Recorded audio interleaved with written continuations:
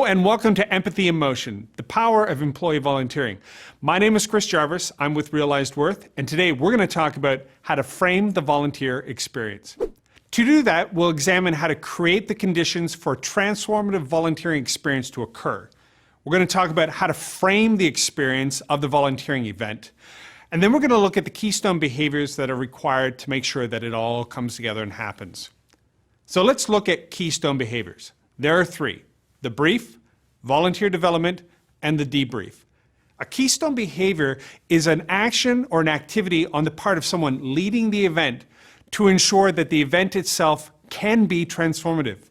It's not always going to be transformative for everybody, but these three behaviors ensure that if they're done, everything else should fall into place. So let's examine them in a little bit more detail. And to do that, I'm going to tell you a little story about a trip I took with my team to do some volunteering.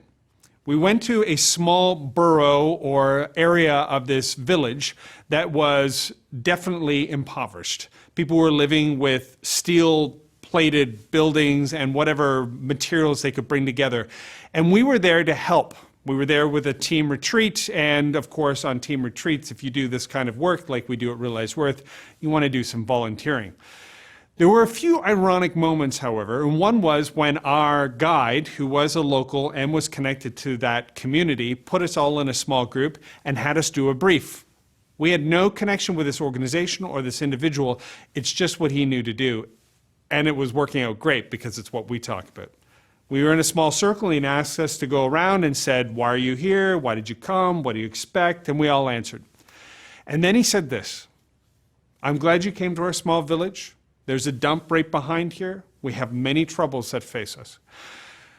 But your presence in our community is completely unnecessary. We know how to paint. You could have made a donation, we buy the paint, and we paint it ourselves. You're not here to do something that we can't do. We are using the need to paint some of our houses as an occasion to come together, to cross a barrier that exists between you and us, to get to know each other around this idea of work, of paint." This was his way of creating a disorienting dilemma for us. And even though we do this kind of thing often, he was very good at it. We were completely unnecessary. A disorienting dilemma during the brief is when you present people a reality that they may not have considered before. If you're going to a soup kitchen, you may share with people, "We're not here to solve the problem of hunger in our community. In fact, we're not going to make a dent in it. We're not going to solve the poor. They're not a problem to be fixed. You're here for an experience where you can discover something true about your community and about yourselves." That's a disorienting dilemma. Telling the story of a person who benefits can create proximity to the beneficiary as well. An important part of the brief, painting a picture of someone and who we're helping, will help us visualize, which is very important for generating empathy in each of us. And then finally, beyond painting a picture of the beneficiary or even being able to meet a beneficiary, which we were able to do in our painting exercise, you want to understand the significance of the task. Going back to my original story where we were in that small village, the significance of the task was very much not about painting.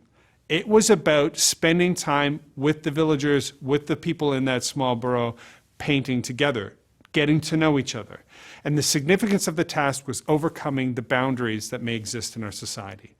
These things together help create an effective brief to explain why what we're doing matters, who it matters for, and our part to play in that process. Our second keystone behavior has to do with volunteer development. This means we want to meet people at their highest level contribution. People are at one of three stages in their journey of a volunteer. Stage one, they're out for the first time, they volunteer very little. It's not a behavior as part of an everyday part of their life. They've just come out for an extrinsic reason to try it out, to participate, to make a contribution. That's fine.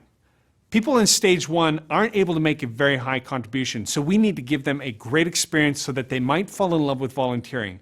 That's where we need to meet stage one people, also known as tourists, who are casually curious. It's okay, tourist isn't a bad word. It's just where we all begin our journey.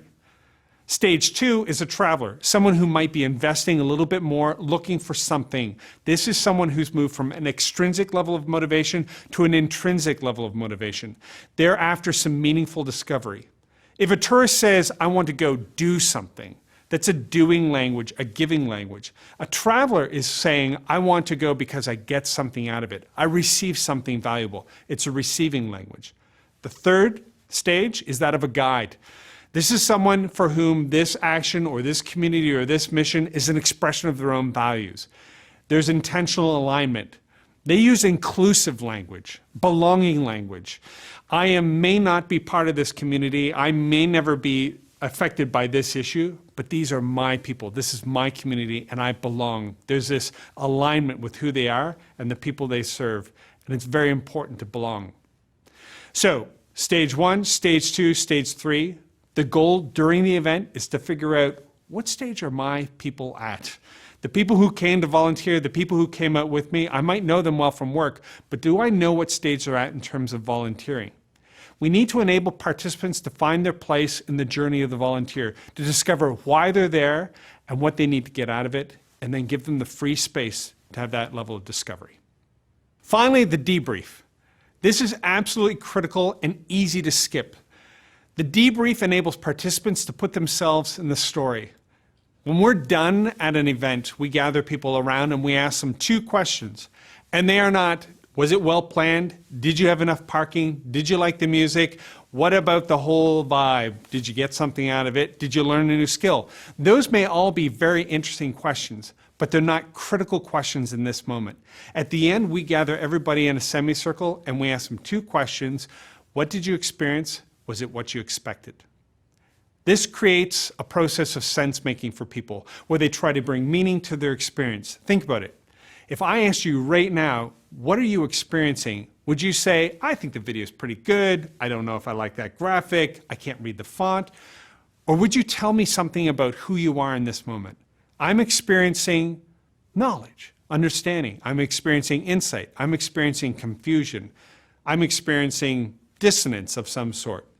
It doesn't matter. The point is to get people to put themselves in the story and to understand that we are in these things together, that it's not a me and you issue, an us and them issue. But in my community, helping in this way, I'm part of the solution or part of the problem. So asking specific critical reflection questions enables a process, as I mentioned, we call sense-making, bringing meaning to experience. Over time, this sense-making leads volunteers to changes in attitudes and behaviors.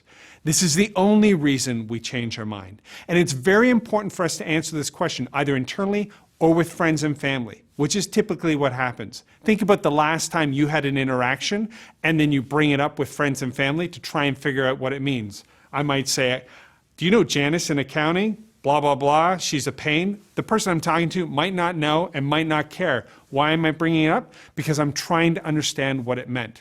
And human beings don't know what something means till we say something about it. So I need this opportunity to make sense, to bring meaning.